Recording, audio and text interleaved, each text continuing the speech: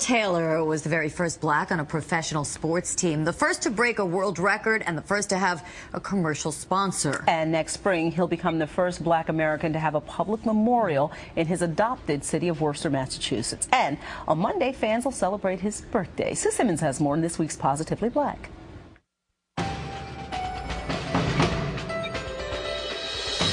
NBC4 presents Positively Black. Major Taylor began winning races at 13 years old in 1891. One of his last was an old-timers meet in 1917.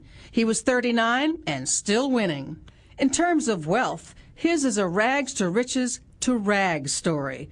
But in total, Taylor was a world-class athlete and gentleman. Marshall W. Taylor was born November 26, 1878. He lived in rural Indianapolis with his parents and 7 siblings until age 8, when the wealthy white family who employed his father engaged him as a companion for their son. But when that family moved to Chicago in 1891, Taylor's mother refused to let him join them. Taylor set about earning money, taught himself trick riding, and landed a job at a bike shop. He performed for customers wearing a uniform, which earned him the nickname Major. He was an African-American pioneer who hasn't been paid very much attention. Andrew Ritchie worked to change that with his book Major Taylor, The Extraordinary Career of a Champion Bicycle Racer. NBC Sports taped a tribute to Taylor during the '96 Olympics. It included his daughter and grandson. My father was the world's first black champion of anything. I think he was an American hero, but he hasn't gotten the recognition. Right from the beginning of his racing career, he was recognized as an outstanding athlete. Taylor quickly gained a following as an amateur.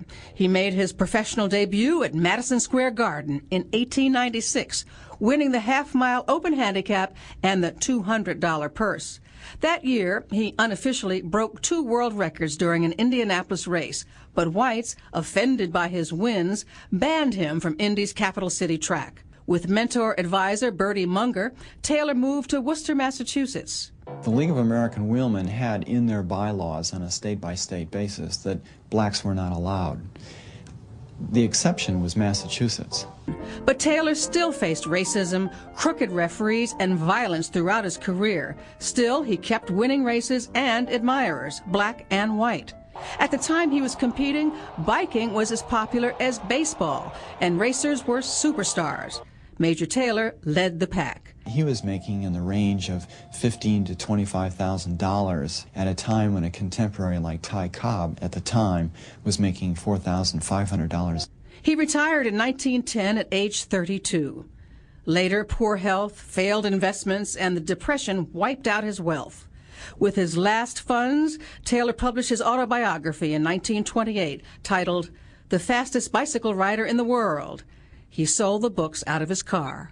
Taylor wrote, "I am writing my memoirs in the spirit calculated to solicit simple justice, equal rights, and a square deal for the posterity of my downtrodden but brave people, not only in athletic games and sports, but in every honorable game of human endeavor." Taylor died in 1932. For Positively Black, I'm Sue Simmons.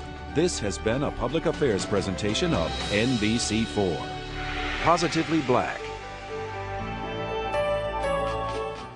For everyone that gets home late, there's finally a newscast for you. New York Nightly News.